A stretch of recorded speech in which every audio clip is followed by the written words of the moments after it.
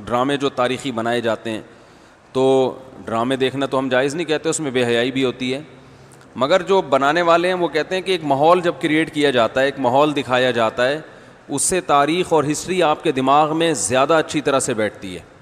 تو Tayyip Erdogan نے drama بنایا نا، ارطغرل بڑا مشہور ڈرامہ چل رہا ہے، بہت دنیا دیکھ رہی ہے، تو میں ڈراموں کو جائز نہیں کہتا، لیکن جو لوگ فلمیں دیکھ رہے ہیں پہلے سے بے حیائی کے کاموں میں پڑے ہوئے ہیں اور غلط چیزیں دیکھ رہے ہیں، تو ہم ان کو کم از کم یہ مشورہ دیتے ہیں کہ یار انڈین فلمیں دیکھنے سے بہتر ہے یا جو آج کل وہ ڈرامے جو ہمارے فیملی سسٹم کو تباہ و برباد کر رہے ہیں، جب تم نے دیکھنا ہی ہے تو کم از کم ایک کم درجے پر آ جاؤ نا، اس کو دیکھ لو، تو اس سے تو پھر بھی بہتر ہے کہ کم از کم تمہیں ہسٹری تو پتہ چلے گی، کم از کم تمہیں یہ تو پتہ چلے گا مسلمانوں کی تاریخ کیا تھی۔ اور ایسے صرف دعاؤں سے کام نہیں بنا، انہوں نے بڑی بڑی قربانیاں دی ہیں۔ سلطان محمد فاتح نے بہت بڑی قربانی دے کے قسطنطینیہ فتح کیا تھا، دنیا کی سب سے بڑی توپ بنائی تھی اس نے، اور آج ہماری صرف باتیں توپ ہیں، باتیں ایسی کریں گے جیسے بہت بڑی توپ ہیں ہم، کوئی عمل ہمارے کیا ہیں زیرو، نہ سائنس میں آگے، نہ ٹیکنالوجی میں آگے، نہ مذہب میں آگے۔ وہ ٹیکنالوجی کی دنیا میں بہت آگے تھے، سائنس کی دنیا میں بہت آگے تھے۔ سلطان محمد فاتح نے جب قسطنطینیہ کو فتح کرنے کا ارادہ کیا، استنبول کو، نبی کی پیش گوئی تھی کہ میری امت میں جو طبقہ استنبول جو فتح کرے گا نا وہ جنتی ہے، تو صحابہ کے دور سے کوششیں ہو رہی تھیں، اور استنبول میں 1000 سال سے خلافت قائم تھی عیسائیوں کی، اور اسے کوئی فتح کر نہیں سکتا تھا۔ ابو ایوب انصاری رضی اللہ تعالیٰ عنہ گئے، وہ نہیں فتح کر سکے، ان کی قبر وہیں بنی، بڑے حملے ہوتے رہے، اتنی چوڑی دیوار میں نے خود دیکھی ہے، اس کی میں نے ویڈیو بھی بنائی تھی، اور اتنی لمبی دیوار شہر کے گرد کہ اس کو ناممکن اسباب کی دنیا میں، ایئر اٹیک تو ہوتے نہیں تھے نا اس زمانے میں، جانا تو پیدل فوج نہیں تھا، جائے گی کہاں سے بھائی، چڑھے گی کیسے اس پہ، سیڑھیاں لگا کے جو چڑھتے تو اوپر انہوں نے گرم تیل گرم ہوتا تھا، اس کے دیگ رکھے ہوئے ہوتے تھے، تو وہ دیگ الٹتے تھے تیل ڈال کے، کوئی چڑھ نہیں سکتا تھا، بہت زبردست ڈیفنس تھا، کوئی میلی آنکھ اٹھا کے دیکھ نہیں سکتا تھا، اور جتنی لڑائیاں ہوئی سب ناکام ہوئی تھیں۔ سلطان محمد فاتح نے کہا بھائی نبی نے خوشخبری دی ہے، ہم فتح کر کے چھوڑے گا۔ پھر وہ مشہور واقعہ ہے، اس نے کیا کیا کہ خشکی میں کشتیاں چلا دیں، سارے جانور راتوں رات ذبح کیے، ان کی چربی پگھلا کے پتھروں پہ بچھائی گئی ہے، اس پہ سمندری جہاز بٹھا کے، وہاں میں جب ترکی میں گیا ہوں تو اب دیکھو یہ چیز کتابوں میں بھی بتائی جا سکتی تھی نا، لیکن وہاں طیب اردگان نے کیا کیا ہے، میوزیم بنائے ہیں، ان میں یہ پورا منظر دکھایا جاتا ہے، خدا کی قسم ایسا ایمان بڑھتا ہے کہ چیخیں مارنے کا دل کرتا ہے، ایسی جو علماء بھی گئے ہیں نا، بنوری ٹاؤن کے ایک شیخ الحدیث گئے تھے، وہ کسی نے بتایا وہ رو رہے تھے چیخیں مار مار کے، جو جاتا ہے یہ منظر ہوتا ہے، وہ جب دکھاتے ہیں نا اپنی آنکھوں سے، بھائی کیا منظر، اور کیسے وہ کشتیوں کو راتوں رات خشکی پہ لے کے چلے ہیں، اور خشکی پہ لے جا کے پیچھے سمندر میں اتارا، اور سامنے سے بھی اٹیک اور پیچھے سے بھی اٹیک۔ انگریزوں نے لکھا ہے، گوروں نے ہسٹری میں، کہ یہ اسباب کی دنیا میں ممکن نہیں ہے، بہت بڑا کارنامہ انہوں نے سر انجام دیا، اور راتوں رات۔ تو یہ ہماری تاریخ تھی جس کی وجہ سے ہمیں عروج ملا تھا، آج ہم صرف پیڑے کھا رہے ہیں، باتیں ٹھوک رہے ہیں بیٹھ کے، صحیح ہے نا، بزرگوں پہ طنز، علماء پہ اعتراضات، ایک دوسرے پہ کیچڑ اچھالنا، فرقہ پرستی، ان چیزوں میں ٹائم ضائع ہو رہا ہے، اور کوئی موٹیویٹ کرنے والا نہیں ہے، کوئی تعمیری کام کرنے والے لوگ بہت تھوڑے رہ گئے ہیں، اور ٹیکنالوجی کی طرف تو توجہ ہی نہیں ہے۔ یونیورسٹی میں جو لڑکا مذہب پہ چلتا ہے، سب کی بات نہیں کر رہا، ایجوکیشن میں سب سے پیچھے وہی ہوتا ہے، عام طور پہ اسی کی شکایتیں آ رہی ہوتی ہیں، یہ چونکہ نمازی ہے لہذا نمبر سب سے کم اس کے آتے ہیں، نمازی کے نمبر تو زیادہ آنے چاہیے بھائی، جو تبلیغ میں وقت لگاتا ہے اس کو تو ایجوکیشن میں زیادہ آگے ہونا چاہیے، یہ تو ہمارے مذہب کا حصہ ہے۔ صحابہ کرام نے جو ملکوں کے ملک فتح کیے، اور جو ہمارے تاریخ میں فاتحین ملتے ہیں، سب سے پہلا بحری بیڑا حضرت معاویہ نے بنایا ہے، سمندر پہ سب سے بڑی فوج جو اس وقت اتاری ہے وہ کس نے اتاری ہے؟ حضرت معاویہ رضی اللہ تعالیٰ عنہ نے، اور نبی نے پیش گوئیاں سنا دی تھی پہلے کہ سمندر کی لڑائی ہوگی، اس میں جو شہید ہوگا اسے میں جنت کی خوشخبری دیتا ہوں، اور آپ صلی اللہ علیہ وسلم نے سمندر میں شہید ہونے والے کو زیادہ بڑا شہادت کا درجہ عطا فرمایا۔ میں نے تو سمندری لڑائی کے فضائل پر احادیث جمع کی تھیں. ایک میرا بیان ٹوٹلی اسی پر ہوا تھا کہ سمندری لڑائی کتنی اہم ہے. نبی کو معلوم تھا میری امت سمندروں پہ بھی چلے گی. سمندر پہ چلنا ٹیکنالوجی کے بغیر ممکن ہے کیا؟ پھٹے لگا کے بیٹھ جاؤ گے اس پہ کہ ملاحوں کو بلاؤ گے یار تم مچھلیاں پکڑتے ہو تو 2-4 پھٹے یہاں بھی, او بھائی لڑنا ہے اس پہ تو سامنے والا بھی لڑے گا. تو نبی صلی اللہ علیہ وسلم نے فرمایا جو سمندری لڑائی ہے, جو شخص سمندر پہ جہاد کرے گا اس کے جو چکر آئیں گے نا اس پہ بھی اللہ اس کو اجر دے گا.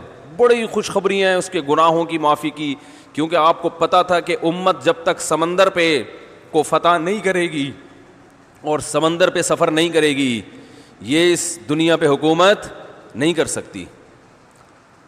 تو حضرت معاویہ نے جو پہلا بیڑا بنایا اس کے امیر کو امیر البحر کہتے تھے. بحر کہتے ہیں سمندر. یہ امیر البحر کی ٹرم یہ انگلش میں منتقل ہوئی ہے جس کو ایڈمرل کہا جاتا ہے. بہت ساری فوجی اصطلاحات اور سائنسی اصطلاحات عربی سے انگلش میں ٹرانسفر ہوئی ہیں, عربی سے انگلش میں گئی ہیں. آج میڈیکل سائنس میں بہت سے الفاظ ایسے ہیں جو عربی سے انگلش, مسلمان سائنسدانوں کے تھے وہ, لیکن اب دیکھو حال کیا بنا دیا. ایک نمبر کے سست نمازیوں کی حالت تو دیکھ لو جا کے. سب سے سست ترین جو ہوگا وہ دیندار بنا ہوا ہوگا. سب کی بات نہیں کر رہا, ڈاکٹروں میں ہم نے بڑے اچھے اچھے دیندار دیکھے ہیں, سائنسدانوں میں, ایٹمی سائنسدانوں میں تو دیندار زیادہ ہیں الحمدللہ, لیکن میجورٹی کی بات کر رہا ہوں کہ پتہ نہیں کہ ہمارے ذہن میں یہ کچھ ایسا کسی نے, شیطان نے بات ڈال دی ہے کہ ہم نے صرف جو ہے ایک طرف کو فوکس کیا ہوا ہے, دوسری طرف کو ہم نے بالکل نظر انداز کر دیا ہے. تو بھائی جس طرح سے دین کی تعلیم انتہائی ضروری ہے, اس کی کوئی اس کی اہمیت کی کمی کا انکار نہیں کر سکتا. انگریز جو تباہ ہو گئے نا, فیملی سسٹم تباہ ہو گیا, زنا معاشرے میں پھیل گیا, والدین اولڈ ہوم میں, وہ وجہ کیا؟ مذہب نہیں ہے نا, مذہبی تعلیم نہیں ہے. لیکن ہم جو معاشی لحاظ سے تباہ ہو گئے اور ترقی میں پیچھے رہ گئے, وجہ کیا ہے؟ مادے پہ محنت نہیں کی ہے. تو دونوں محنتیں ضروری ہیں. داؤد علیہ السلام کو روحانی ترقی بھی ملی اور اللہ نے آپ کے ہاتھ میں لوہا بھی پگھلایا. کیوں پگھلایا؟ تاکہ لڑیں, کیونکہ صرف نمازوں سے لڑائی ممکن نہیں ہے. ذکر کرتے تھے نا داؤد علیہ السلام, چاروں طرف سے پرندے جمع ہو جاتے تھے, ایسی خوبصورت آواز میں تلاوت کرتے تھے, ذکر کرتے تھے. وَالطَّيْرَ مَحْشُورَةً كُلٌّ لَهُ أَوَّابٌ, قرآن کہہ رہے پرندے, اور یا جبال اوبی ماہو والطیر. جب اللہ کا ذکر کر رہے ہیں پہاڑوں سے بھی لا الہ الا اللہ کی آوازیں آتی. یہ ذکر تھا, لڑنے کے لیے یہ نہیں ہے کہ اے داؤد ہم نے آپ کو ذکر بھی دیا اور آپ جو ہے روزے بھی رکھتے ہیں اور تہجد بھی پڑھتے ہیں, لہذا اب آپ کو تو اسلحہ بنانے کی ضرورت نہیں ہے, ویسے ہی فتح ہو جائے گی ایمان کی طاقت سے. نا نا نا نا نا, زرہیں بناؤ, قدر فی السرد, صحیح ہے نا, کڑیاں بناؤ, فوج تیار کرو. لڑائی کے لیے اصول بولتے کیوں نہیں بھائی, کچھ اور ہیں. تو دونوں چیزیں نہیں ہیں. داؤد علیہ السلام, سلیمان علیہ السلام کے گھوڑے بھی تو تھے, انہیں کیا ضرورت تھی گھوڑوں کی بھائی؟ کہتے میں اللہ کا اتنا عبادت گزار ہوں, میں اسباب اور وسائل کیوں, میں مصلی بچھاؤں گا, دعا مانگوں گا, ملک فتح ہو جائے گا. او بھائی گھوڑے رکھے ہوئے ہیں, صحیح ہے نا. ان کو پیار کرتے تھے گھوڑوں کو, کیونکہ اس زمانے میں گھوڑا اور ٹینک برابر تھے, بلکہ ہوائی جہاز تھا گھوڑا اس زمانے میں. تو جنگیں گھوڑوں کے بغیر نہیں ہوتی تھی, گھوڑے تیار کیے ہوئے ہیں. تو لڑے ہیں وہ لوگ اور اسباب اور وسائل اختیار کیے ہیں. آج ہم پیڑے کھانے والی باتیں کرتے ہیں اور پیڑے کھا رہے ہیں بیٹھ کے, اور سمجھتے ہیں کہ بس یہ قرآن خوانیوں سے اور آیت کریمہ سے مسائل کیا ہو جائیں گے حل. تو یہ بھی ضروری ہے بھائی, وہ بھی ضروری ہے. تو میں بتا رہا تھا کہ وہ جو ڈرامے کی بات کر رہا تھا, تو ماحول بنانا پڑتا ہے نا. تو طیب اردگان نے کیا کیا کہ کیونکہ جو لبرل لوگ ہیں وہ ایسے ڈرامے, ایسی فلمیں بنا کے نا نوجوان نسل کا دماغ خراب کر دیا انہوں نے. اتنا دیکھو, اب محمد بن قاسم کو بھی لوگوں نے ڈاکو کہنا شروع کر دیا ہے, معاذ اللہ. وہ شخص جو سندھ میں اسلام لانے کا ذریعہ بنا, اگر وہ ڈاکو تھا تو اس سندھ میں اسلام کون لے کر آیا؟ انگریز کہے گا تمہارے تو اسلام, جو بر صغیر میں اسلام آیا ہے سندھ کے راستے سے, سندھ کے راستے, سندھ کو تبھی باب الاسلام کہا جاتا ہے نا. بر صغیر میں اسلام کہاں سے آیا ہے؟ سندھ کے راستے سے. پھر پورے انڈیا میں بھی پھیل گیا اور بنگلہ دیش, برما, کہاں تک پھیلا ہے. تو انٹری جو ہوئی ہے محمد بن قاسم کے ذریعے ہوئی ہے. پروپیگنڈا دیکھو, وہ بھی چور, وہ بھی معاذ اللہ وہ بھی ڈاکو, محمود غزنوی بھی ڈاکو. وجہ کیا ہے؟ جس کے ہاتھ میں میڈیا ہوگا نا چلے گی اور سنی اسی کی جائے گی, آپ جو کچھ بنا کے پیش کر دیں. تو طیب اردگان نے کہا بھائی ان کو انہی کی زبان میں جواب دینا ہے, ناول لوگ نہیں پڑھتے, رسالے نہیں پڑھتے لوگ.